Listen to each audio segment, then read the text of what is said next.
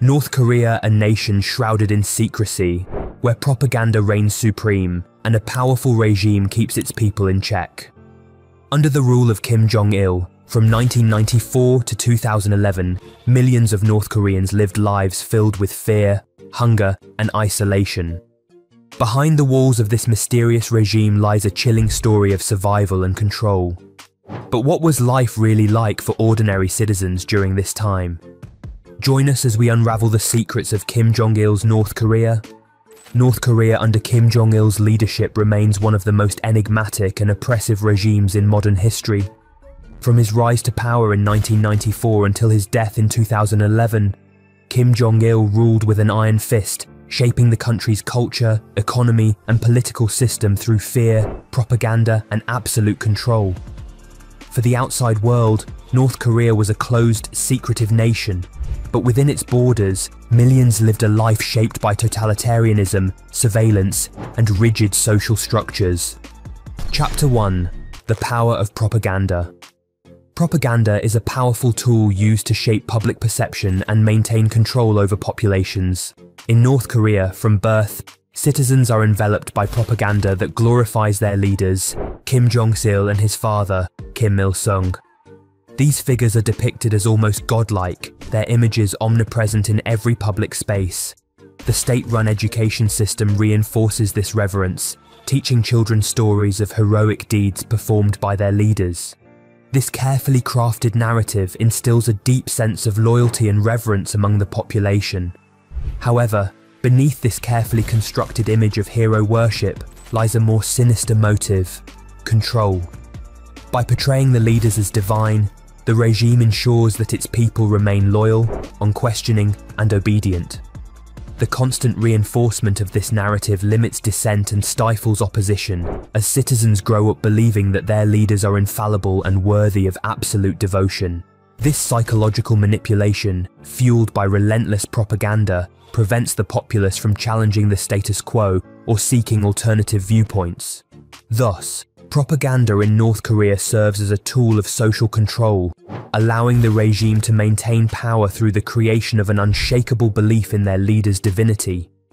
The loyalty of the people is secured through a narrative that leaves little room for doubt or dissent, ensuring the continued dominance of the regime. Chapter 2: Surveillance and Fear. Under Kim Jong-il's rule, fear dominated every aspect of life in North Korea. The government created a pervasive surveillance system, making it impossible for citizens to trust anyone, not even family members or close friends. This network extended into every corner of daily life, ensuring that no action or word went unnoticed. Even a small hint of disloyalty, like a whispered complaint about the regime, could lead to severe punishment. The consequences of defiance were brutal. People who showed any sign of discontent faced labor camps, torture, or even execution. The regime relied on this culture of fear to maintain absolute control. No one could afford to take chances knowing that anyone, even a neighbour, might be an informant. The constant presence of this threat meant that citizens had to suppress their thoughts and conform outwardly to survive. Living under such conditions meant that every decision, every sentence, and even body language had to be carefully monitored. The fear of retribution created an atmosphere of deep paranoia, ensuring that no one dared to challenge the state. In this way, the government used fear as a powerful tool to control and oppress its people, securing its authority through constant surveillance and the harshest of punishments for dissent. Chapter 3: Economic Hardship and Famine. The 1990s brought devastating hardship to North Koreans, marked by a severe famine known as the Arduous March. This period claimed the lives of hundreds of thousands, possibly millions of people. The famine was the result of several factors, including economic mismanagement, natural disasters, and the loss of Soviet support, which had previously provided crucial aid to the country. Ordinary citizens bore the brunt of this suffering, struggling to survive on minimal rations. While the elite and the military continued to receive the bulk of available resources, the rest of the population was left to fend for themselves. Many resorted to foraging in forests for whatever food they could find, or risked punishment by engaging in secret black market trading to obtain basic necessities. For most North Koreans, survival during this time was a matter of sheer determination.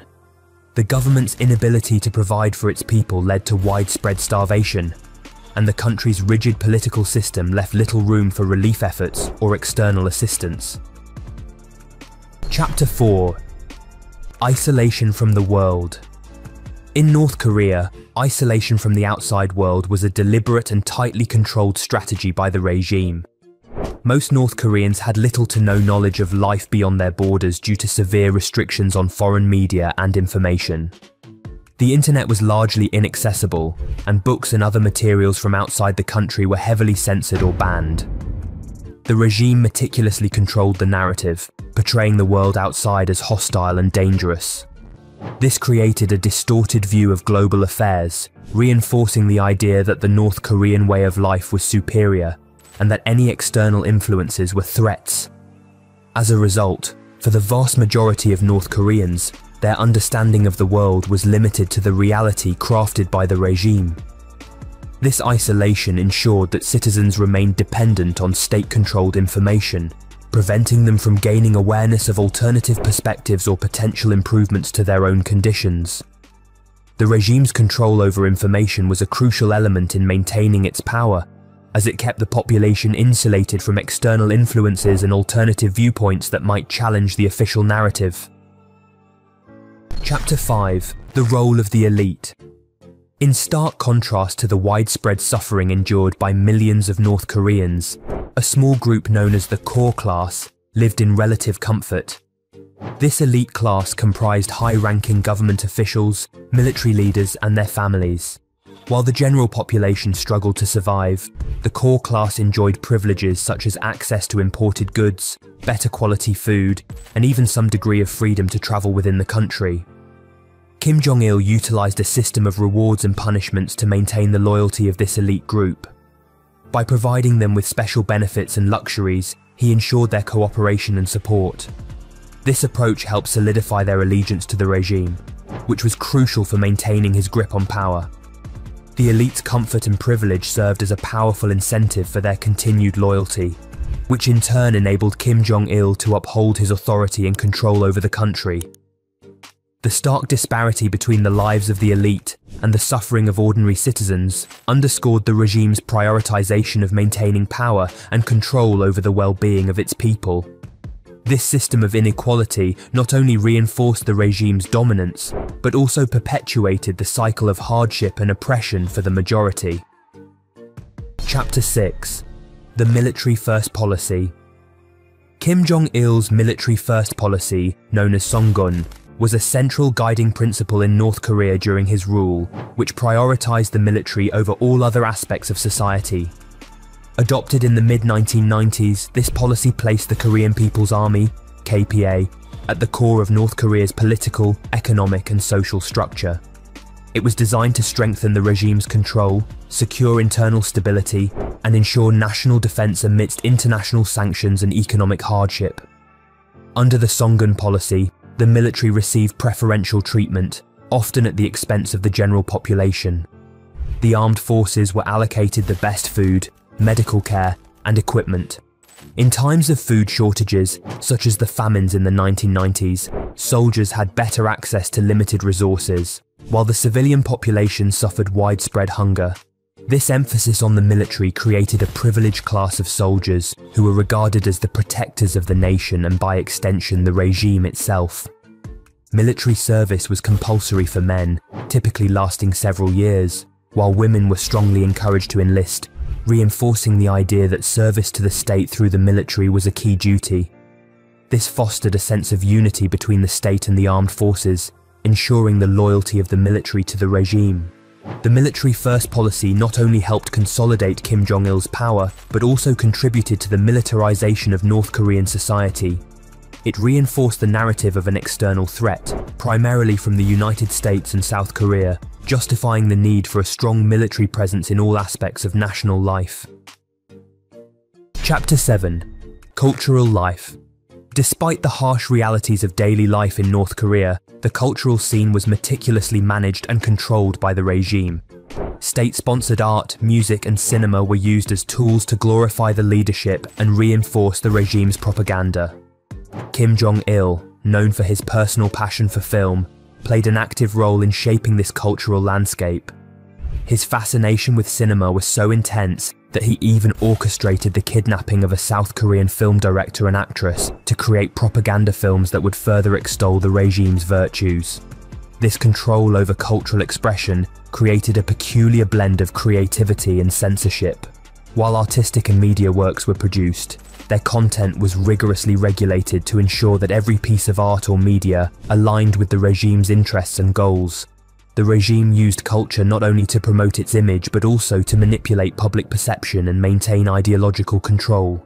Thus, cultural life in North Korea became an extension of the regime's propaganda efforts. Although it involved creative processes, the ultimate purpose of every artistic endeavour was to serve and perpetuate the regime's narrative, leaving little room for genuine artistic freedom or dissent. Chapter 8. The Black Market. Amidst economic collapse, North Korea saw the emergence of a shadowy black market known as the jangmadang.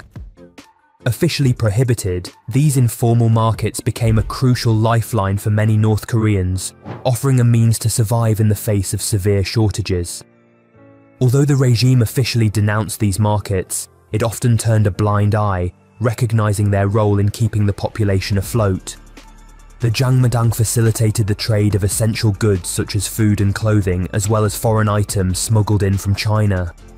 This underground network provided a critical avenue for obtaining resources that were otherwise scarce or unavailable through official channels. Beyond its economic significance, the jangmadang also became a source of information about the outside world. Illegal radios and DVDs, which were secretly sold and circulated, offered North Koreans glimpses of global culture and current events, challenging the regime's carefully controlled narrative. Through these forbidden items, some citizens gained insights into life beyond their borders, subtly undermining the regime's attempts to isolate and control the population. Chapter 9. Escape and Defection. As conditions in North Korea deteriorated, a growing number of citizens began to risk escape, despite the grave dangers involved. Attempting to flee the country carried severe consequences. Defectors faced harsh penalties, including imprisonment or execution, and their families could also suffer repercussions. For those who succeeded in escaping, the journey often involved crossing into China, where they could seek refuge or make their way to other countries. These defectors played a crucial role in revealing the harsh realities of life under Kim Jong-il's regime. Their accounts shed light on the regime's brutality, providing the outside world with first-hand insights into the extreme hardships and repressive conditions faced by ordinary North Koreans. The stories of defectors highlighted the dire situation in North Korea, challenging the regime's carefully constructed image and drawing international attention to the human rights abuses occurring within the country. Their bravery in escaping and sharing their experiences helped to expose the truth behind the regime's oppressive policies and practices. Chapter 10. The Legacy of Kim Jong-il. By the time Kim Jong-il passed away in 2011, North Korea was deeply isolated, with its population enduring profound fear and hardship.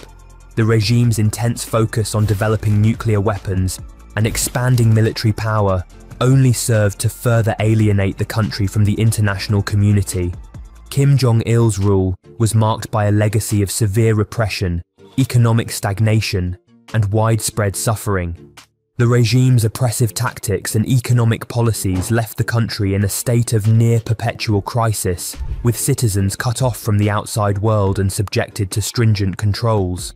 This environment of isolation and fear laid the groundwork for the ongoing challenges faced by North Korea under his son, Kim Jong-un. Kim Jong-un inherited a nation struggling with the long-lasting impacts of his father's policies, including continued economic difficulties and international isolation. The legacy of Kim Jong-il's rule thus endures, influencing the current state of North Korea and shaping its ongoing struggles and complexities. Life under Kim Jong-il was a story of survival, repression, and unwavering control. As his son, Kim Jong-un, took over in 2011, the struggles of ordinary North Koreans did not disappear. The regime remains as secretive as ever, but thanks to brave defectors and rare glimpses from the inside, we are beginning to understand the true cost of life under this authoritarian rule. It is a story that must be told, so the world never forgets the resilience of those who lived through it. Thank you for watching. If you found this video insightful, please like, share, and subscribe for more deep dives into untold histories from around the world. Stay tuned for our next video.